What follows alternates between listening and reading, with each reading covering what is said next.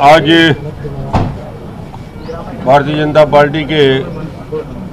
Core group और बाद में पदाधिकारियों के साथ बैठक करके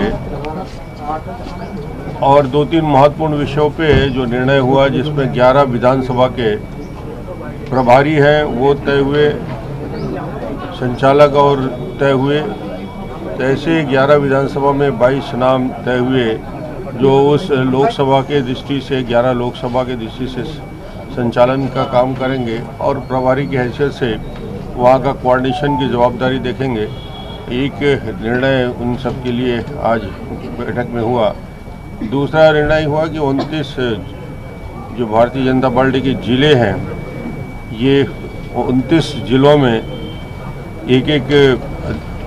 वरिष्ठ पदाधिकारी तय किए हैं जो जिले में जाकर बैठक लेंगे और विधानसभा चुनाव में जो पीछे रहे, जो वहाँ कमियां रही और आने वाले लोकसभा चुनाव की तैयारी के संबंध में कार्यकर्ताओं के साथ बैठकर उनके सुझाव सलाह लेंगे और उसकी रिपोर्ट प्रदेश अध्यक्ष जी को सौंपेंगे। ये 2-3 विषय के साथ साथ भारतीय जनता पार्टी ने 6 अलग अलग बिंदुओं में राष्ट्रीय स्तर में कार्य योजना बना के तय की है कि 6 अलग अलग कार्यक्रम जो जिलों में और नीचे स्तर में होंगे, उस पर युवा मोर्चा, महिला मोर्चा के साथ साथ भारतीय जनता पार्टी और दूसरे संगठन के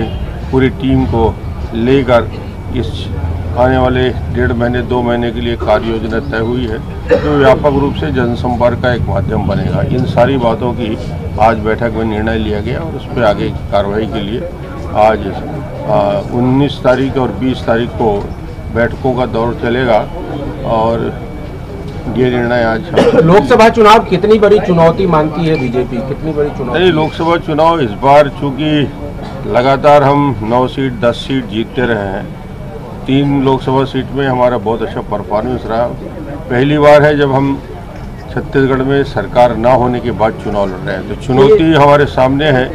और इस परिस्थिति में भी हम कैसे मुकाबला करें और ज़्यादा से ज़्यादा सीट लोकसभा की जीतें, उसकी रणनीति पर ही विचार हो रहा है, उस पर ही चर्चा कर रहे हैं। और निश्चित रूप से 4.5 साल माननीय मोदी जी के कार्यकाल में उपलब्धियां हमारे पास है ताकत के रूप में और 15 साल के काम भी हमारे साथ है। निश्चित रूप से मतदाता के पास जाएंगे और लोकसभा में एक बेहतर रिजल्ट। कांग्रेस आयुष्मान भारत को जो योजना के अंतर्गत बंद कर रही है, उस पर कुछ? आयुष्मान भारत योजना को बंद करना सर्वथा उचित नहीं है, गलत है,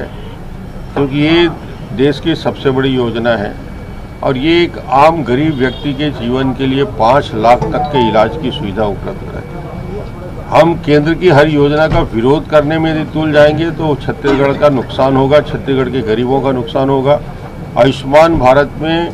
5 लाख तक के गरीब बीपीएल परिवार के लोगों के लिए, उनकी कैंसर की बीमारी के लिए, उनके बाईपास कराना है, हार्ट का प्रॉब्लम आ गया,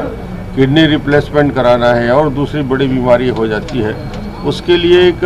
समुचित पूरी व्यवस्था उसमें है। यूनिवर्सल हेल्थ स्कीम की बात कर रहे हैं स्वास्थ्य मंत्री, यूनिवर्सल हेल्थ स्कीम तो चल रही है, जिसमें